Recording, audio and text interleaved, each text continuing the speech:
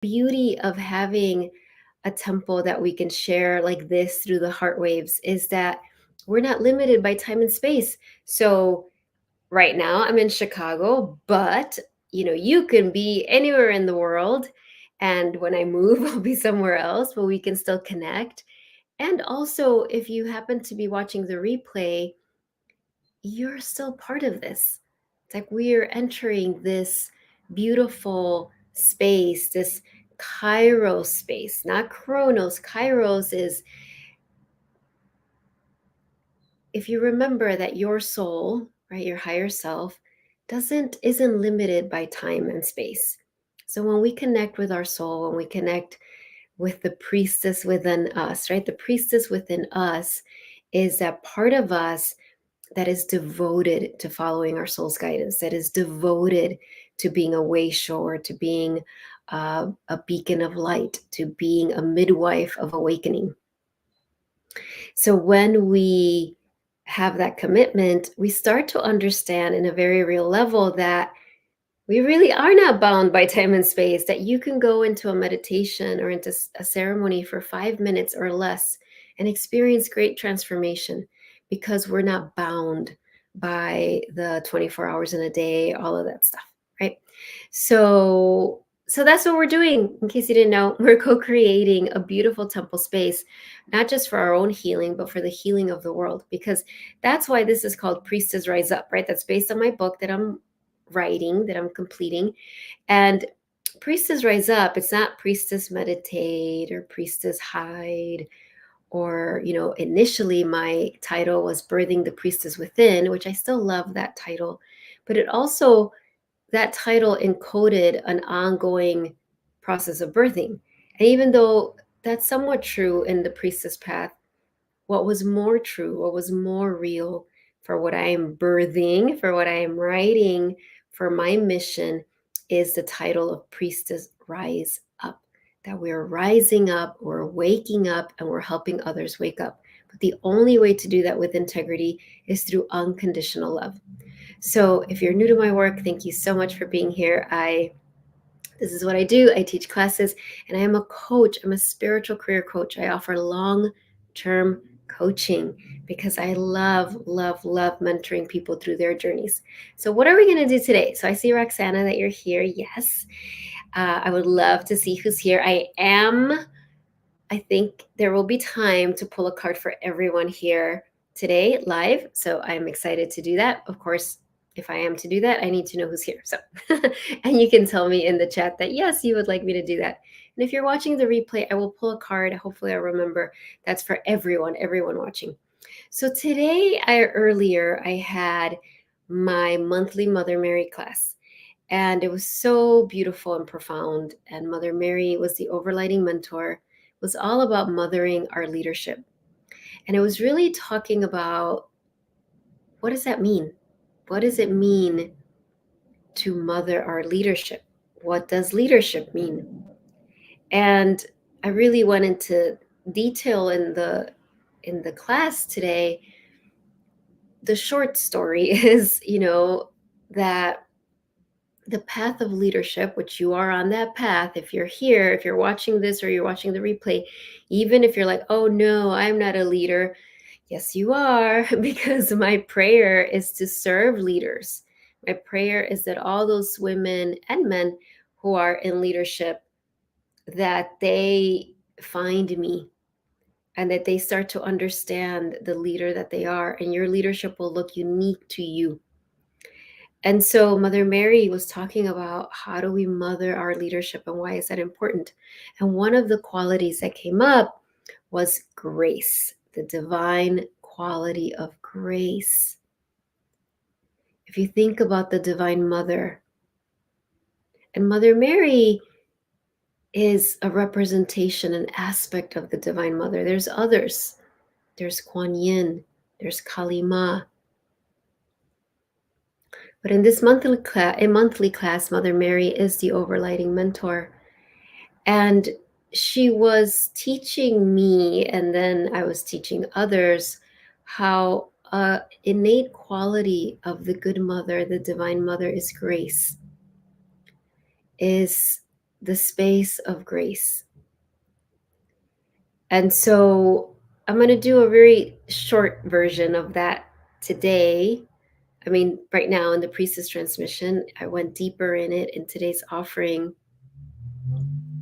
And what's important to know about grace is it is a divine quality, so it's impossible to define it with our language.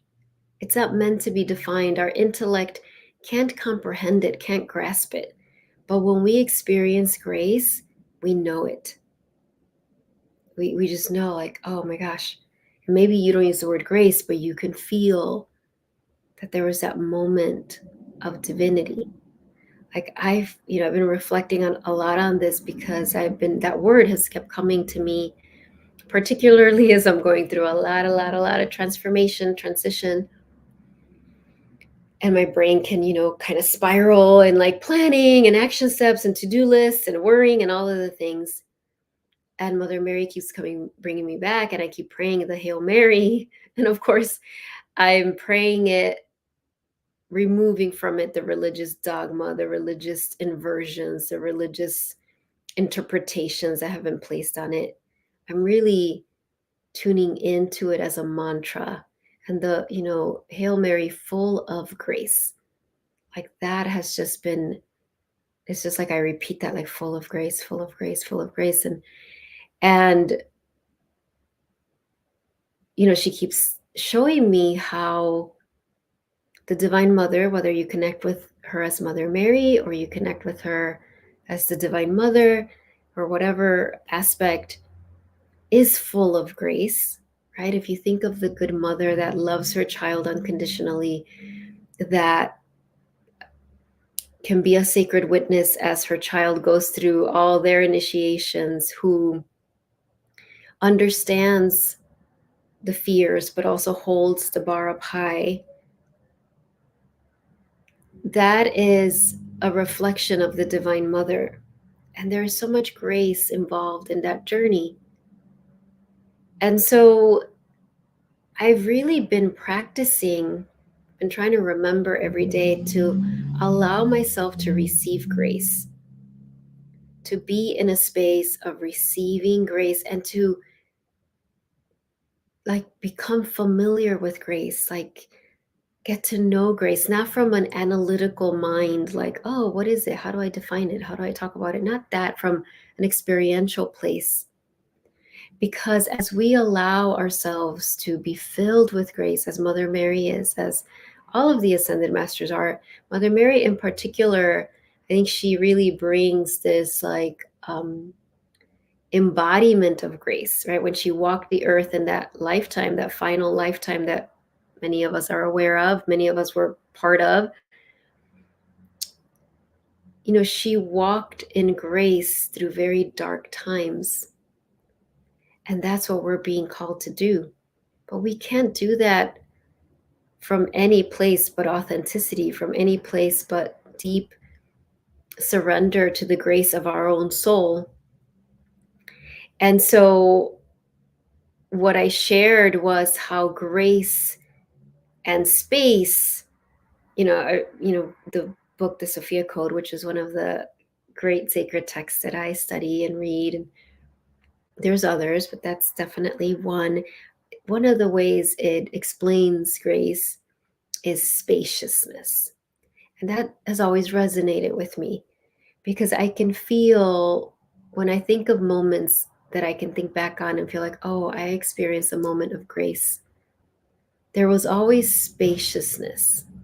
There was this, I can think of moments of grace that are coming to mind right now where something really intense was happening.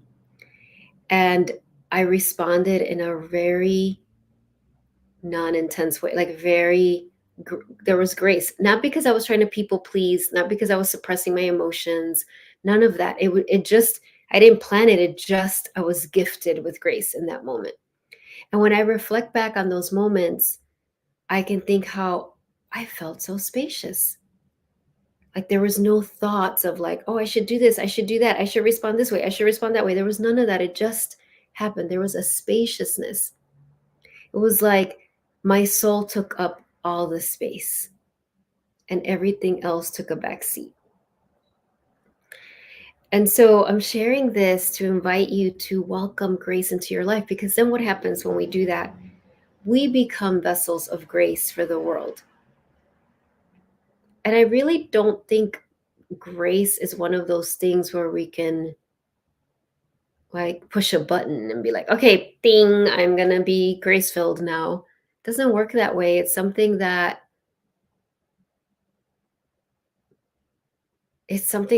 comes beyond us. It comes from beyond, which is why it's so powerful. And when we have those experiences, we start to become more and more attuned to grace. Our energy body, our aura, our chakras, our meridians, our physical body, our cells, our atoms, everything inside of us starts to become more attuned to it. So we become almost like these tuning forks, right? That can tune into it. But again, it's just about allowing it. As soon as we start chasing it, we're out of it, right? Because the ego is the one that chases. Oh, I want to feel grace. I want to feel grace. I want to feel grace. That comes from a place of lack. That comes from a place of fear. It's nothing to judge. We all do that. But grace is something that is bestowed upon us. And the way we practice it is through receptivity, through becoming curious. I do think through prayer, I do think through mentoring with loving ascended masters and other loving beings like Mother Mary and others. And there's a lot of ways, but it really is, grace is such a healing force. It's, I mean, think about any situation you can be in where you're feeling fear or worry or constriction, whether it's about money or relationships or health or moving, relocating, or career, or, all sorts of things. Generally, when we're in that place, there's a lot of tightness inside of us. Our mind can be filled with all sorts of unhelpful thoughts, with all sorts of unhelpful visions. We also can become very self absorbed when we're in that place, because it's almost like we don't have bandwidth to think about anybody else's problems or worries. We're so filled up with our own. Or even if we want to be helpful, we can't even hear other people's problems because it overwhelms us and we're like, I can't even hear it. And so grace comes in like this beautiful, I don't know, like this summer breeze, but like, again, there's no words. I sit and try to think of it. I can just think of the moments. There was a moment I'm being called to share. I write about this in my book. Years ago, I used to lead these grief rituals. I would drive about 40 minutes to this healing center. And it was like once a month. And these grief rituals, it was basically, the description was like, okay, if you're grieving anything, show up. It wasn't a grief group. It wasn't therapeutic in that sense. I'm not a therapist. But it was like, it was a very beautiful ceremony structure that I had learned from a teacher. And it was like, yeah, I was guided to do it. I was guided to do that. And it was people I didn't know that would show up. And I remember this one time I showed up and there was this older woman there. And this was about 13 years ago. And I've always looked young for my age. I mean, it's a blessing, yes. But I mean, really, if you see, like, I used to teach seventh grade. I look pictures of myself. I look at pictures of myself teaching seventh grade. And I remember how I would take my seventh graders on a field trip and we would go to like a museum, and literally the museum coordinator would be like, where's your teacher? And I'd be like, I'm the teacher. And it was like, so even then, as I was leading those grief rituals, I looked very young. I didn't show up in this whatever people expected me to show up as in a grief ritual. I was wearing very colorful clothes. I like that. And this woman came in and she sat down and she looked very heavy. Heavy, I don't mean weight wise, like just the weight of emotion on her. And I should say that the reason I was guided to do grief rituals is that I've had a lot of grief in my life. I've had a lot of experience with grief, with resisting it, with drowning in it, with hating it, with all of it. And she showed up and she was very early and she sat down and she was kind of like with her arms crossed and she was looking at me very sternly. And I was just kind of walking around, getting stuff ready. And she looked at me and she said, "What do you know about grief?" And she said it in that tone, like, and I looked at her in a moment of grace because I had no time to think. And I just looked at her and I very lovingly said, "I've had a long life." And she just looked at me and no, I said, "I've lived a long life." That's what I said. And then she just looked at me and she just relaxed and she sat down and she was like, "Okay." And that was a moment of grace because I could have gone in total panic. I could have been like, "Well, I've studied all these books and I have this therapy." I could have gotten defensive. I could have gotten offended. I could have been insecure. I could have done all these things. But instead, grace showed up. Thank you, Spirit. And that came from my heart. It just came. There was no trying to convince her. There was nothing. And she felt that because she relaxed, she sat down, she felt safe. Because I knew when I was reflecting later, like, oh, she just wanted to know, is this woman like safe? Can I be here with my grief with this woman that, she probably thought she looks so young, looks so cheery. Like, and whatever I transmitted, grace, I really believe, helped her relax. And then, other people showed up and it was a beautiful ceremony. So that's one moment that I really remember that sticks to me so much because afterwards, when I was driving home, I was like, oh my gosh, like that could have gone so different. And I experienced that moment of grace. So that's what I mean about grace. It can't be explained, it just arrives. But I really believe it arrives from a culmination of lots of moments before, lots and lots of moments before where we've surrendered, the divine surrender, right? Where we've said, all right, God, divine, Mother Mary, if that's who you're connecting with, help me.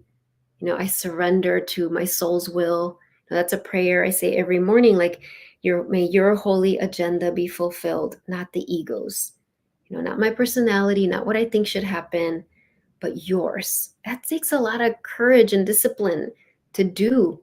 I remember when I started that, I would forget all the time. I would be like, okay, I'm going to say this prayer every morning. And then like a week would pass and be like, I totally forgot because it was my ego resisting that. There was so much fear. And for the most part, I don't forget now. It's so ingrained as a habit. I'm not saying you have to use that prayer, but it's like, I do believe that it's that ongoing commitment.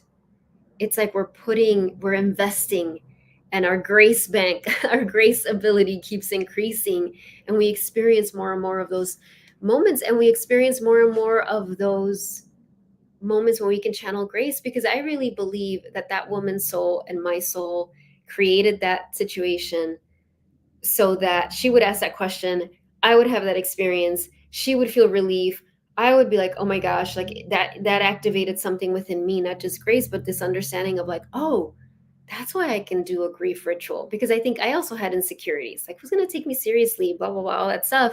And that moment activated for me, like, oh no, I can talk about grief. I've had grief since a child, like I've had deep grief, and I've done work for a long time on it. Like I can I've had the life training and also other training for this. So we're going to just do a very short, simple, um, what do I want to call it? It is a ceremony, but like an immersion into grace. And I see everyone who's here. Let's see, Roxana, Diane, Mary, Suzanne, Heather, Destiny, thank you so much for being here. And like I said, I will pull a card for everyone who says yes, that they want me to do that. And so we're just going to do a quick grace immersion. And I offer you this so that you can continue to practice it on your own and trust your soul's guidance. You might find other ways. This is just like very simple, but grace is simple.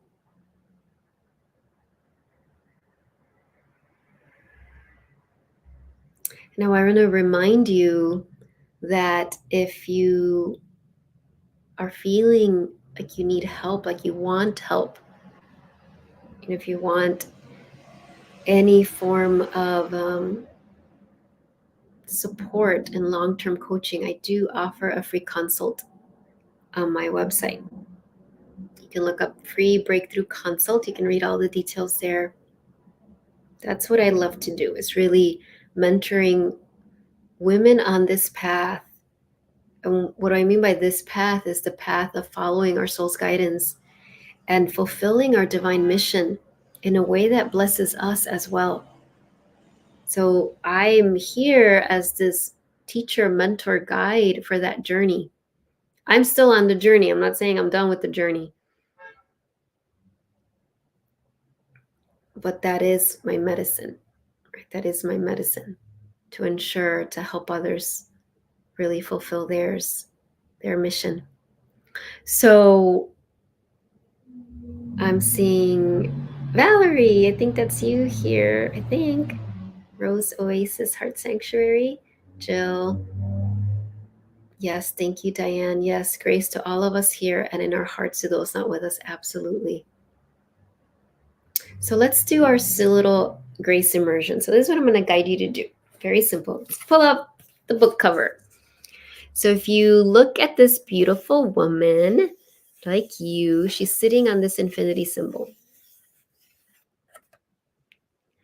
And I'm going to invite you to visualize that you're going to be doing the same thing. I know some of you have done this before with me when I've done the Priestess Novenas, which, by the way, those are on the YouTube channel. So one thing I talked about in today's Mother Mary class was our inner child and how our inner child comes up when we're up-leveling our leadership. And so if that resonates with you, I have a whole novena on your inner teen. That's what it is, your inner teenager. It's such a powerful 9 days, and it's all free on my YouTube channel. So if you're guided to do that, it's a very beautiful, beautiful journey. Anyway, so let's, I invite you to close your eyes and take a few cleansing breaths. Feel the earth under your feet. Welcome your beautiful soul.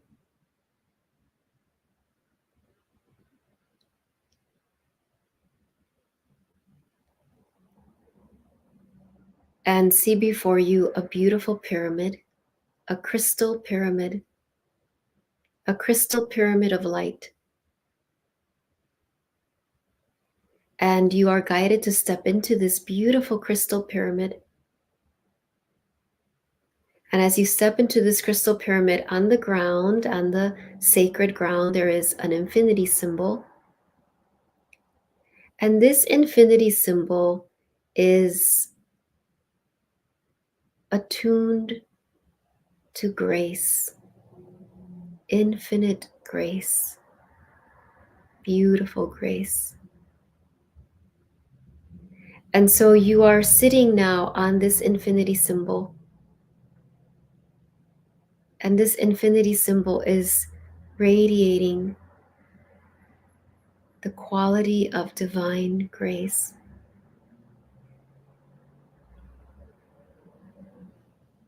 In your heart, I invite you to tell your soul, I'm willing to receive grace. I'm willing to learn. I'm willing to learn about grace. I'm willing to be a channel of grace, a vessel for grace to bless me and the world. And that's all that's needed is your request. And as you sit on this beautiful infinity symbol in this crystal pyramid, you can look and you can see through the walls because it's a crystal pyramid, and you recognize that outside in a circle surrounding your crystal pyramid are these beautiful angels of grace. These beautiful angels of grace holding a candle for you. They are praying for you. They are praying for you to receive grace, to release the blocks to grace, the grace that is always here for you. And you might hear them singing these beautiful songs of grace, these light language of grace. And so you're going to sit there, and I'm just going to put the timer for 2 minutes, and we're going to sit in silence and dwell in grace together as we begin now.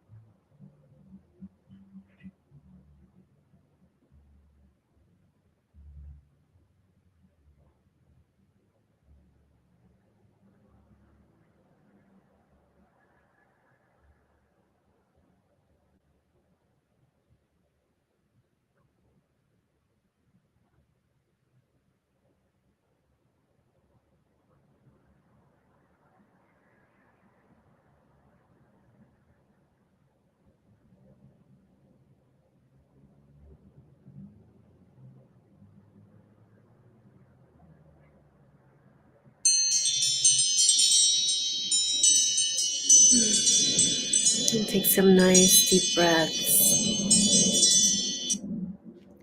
And before fully closing this temple grace immersion, if there's anyone in your life that you'd like to light a candle, you'd like these angels of grace to hold a candle for them, someone that you feel really needs grace in this moment, just ask the angels of grace to light a candle for those people, for that person, wherever your heart guides you to.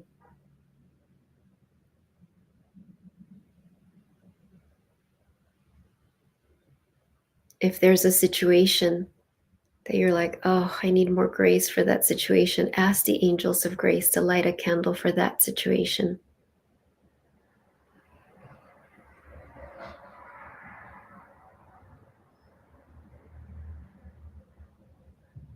And finally, we light a candle for the world, for our beautiful planet and everyone in it, every being in it, that they may experience grace.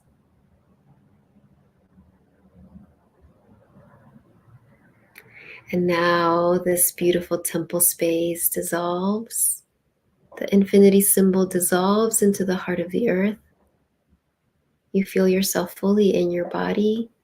We bring the palms of our hands together and close the ceremonial space with a namaste. Namaste, everyone. Yay! Of course, if there's anything you want to share, feel free to do that. Couple of reminders I shared earlier. I rescheduled the free masterclass that was going to happen this Friday. It's happening next Friday now. I'm on a very accelerated journey right now, and some unexpected things kind of shifted, and so I have to reschedule it. It's a free masterclass next Friday, June 2nd, 9 to 10:30 a.m. Central. It is recorded, so you can, if you can't attend live, you can still watch the replay. There will be a limited time for how long you can watch the replay. And it's going to be all about your emotional radiance. I'm going to be sharing these really powerful and practical teachings about how you can cultivate the emotions that you need as you move forward in your leadership, particularly in your career, your divine service, and also how do you tend with grace to those emotions that still plague you, that feel heavy, because some of those might always be with you through this lifetime. Might be something that you signed up for, not to punish yourself, but for mastery, for compassion. So I'm excited about that masterclass, and I'm going to have a free raffle as well. I know, Roxana, you won last time, a free channeled, like a 5-minute channeled reading that I record for you. So anyway, that's going to be next Friday. Priestess transmission next week. And then, so I have 2 more live priestess transmissions. Then after that, I'm on my pilgrimage, Mary Magdalene. Yes. And remember, if you want me to pull an oracle card, say yes on here and I will pull an oracle card for you. And so those, when I'm in Ireland and France, they won't be live, but I'm pre-recording some really awesome priestess transmissions for you. And I'm working on being able to use my phone the whole time I'm over there to post and share about my journey while I'm there. So in a way, I'm taking all of you with me. I mean, maybe some of you are going to, I'm not sure, to this. So, okay, without further ado, we're doing the card. And I know I've been sharing this, but in the retreat that I led on Sunday, which was so beautiful to connect with these amazing women in the beautiful space in nature. I used this oracle deck, Soulful Woman, and I shuffled and I said a prayer and I pulled a card, and I just really, obviously when I do this, I don't even show you the book, but I'm really going to encourage you, remember this is recorded, to spend time later, because I'm not going to hold it for 5 minutes. I'm just going to hold it. And you can either watch the replay and gaze at that card, or take a picture with your phone and really let your soul speak to you through the imagery in these cards. It's not about this specific deck. I'm just saying, our soul can speak to us sometimes way easier through imagery than through words, right? So even if you have this deck at home and you're like, I'm going to go look at the reading, I'm not saying you can't do that, but take a moment. Take 5 minutes. That's my invitation. Obviously, I'm not going to check up on you. This is your decision. You're a sovereign being. But my guidance, I've been doing that. And oh my gosh, I'm amazed. First of all, I'm amazed at so many things I didn't notice in the cards before. But I'm amazed at how much my soul is giving me from this exercise. Like how much guidance, how many activations, how much. It's so much more. It's so much richer than actually reading the message. So, all right, here we go. Thank you, Roxana. Okay, so I know I'll start at the bottom because I think that might be easier. Okay, so Roxana said yes. All right, so what is the question? I'm praying for everyone here in this card. Okay, beautiful souls of everyone here. First, the soul reminded me, for everyone watching the replay, I'll pull a card for you too. So beautiful souls for everyone here and watching the replay. What is your message for them about how they can cultivate more grace in their leadership? More grace in their leadership. Okay, that's the question. All right, so I'm going to pull the first one for everyone watching the replay. All right, this is your card. All right. 48, following my truth. Believing in and following my inner truth helps me live an authentic, empowered life. There you go. All right, so now let's go. Roxana. Okay, it's the same question, so I'm not going to say it every time so we can get through these quickly. Roxana. 39, Princess Charming. I take the horse by the reins and become my own Princess Charming, taking care of my own needs.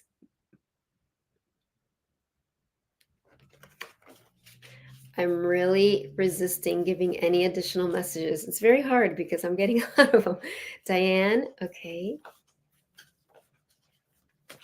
Remember the question is about grace. 44, inner guidance system. The best answers always come from the calm, radiant place within me. I wait for these with joy. Heather, yes. 11, the power of self-talk. When my self-talk is kinder, I am empowered in my capacity to pursue my dreams and believe in myself. Beautiful. Valerie, who's joining us from France. And I should have asked where everybody's joining us from. Number 32, uniquely myself. I trust that who I am is perfect for my unique journey and soul path. Destiny.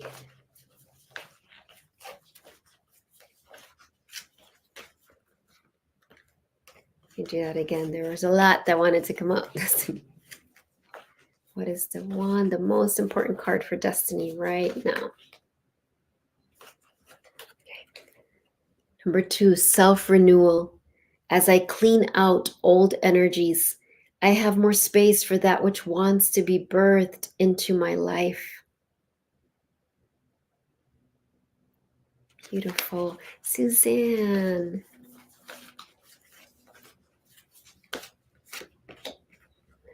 "45, time of fallow. Creative manifestation occurs more easily when I have nurtured myself and honored my time of fallow." If you don't know what the word fallow is, because I didn't know, it's a farming term, look it up. It's very significant. How beautiful. And have I missed anyone? Mary. Wait, Mary, did you say yes?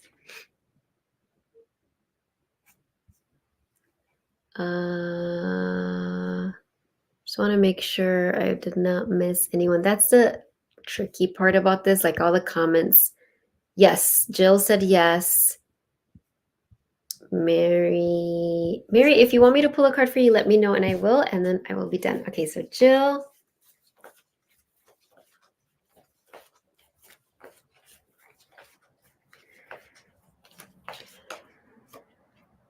Number 20, enlightenment power. I am a woman choosing the power of my own consciousness as a vehicle for my growth. Beautiful. Thank you, Heather, telling us here. And Mary, yes. And thank you, Mary. Yes, I do not feel pressured to keep up anybody. So no worries about that. I like doing it sometimes, though. So yes. All right. And then we will be done. I can't always pull a card for everyone, but today I was really guided to do that. So last one. Number 34, true worth. My true worth is intrinsic and shines from my inner being like a sacred jewel of love and compassion. All right, so remember my invitation. Take 5 minutes, whether you take a picture with your phone or you pause when your card came up, and just let yourself, like, just be like, okay, beautiful soul, I know this was a postcard from you. Look at the card, listen in. Maybe you have your journal and you write down the impressions that come, the divine downloads. Look at the imagery. It will bring you so much. And remember, this question was about grace. How can you cultivate more grace in your leadership? Which means basically, how do you become a vessel of grace for the world in a deeper way? All right, bye everyone. Thank you so, so much. I will see you next week. And I'm so excited. Go be the vessels of grace that you are and let yourself receive the grace. Thanks, everyone. Bye-bye.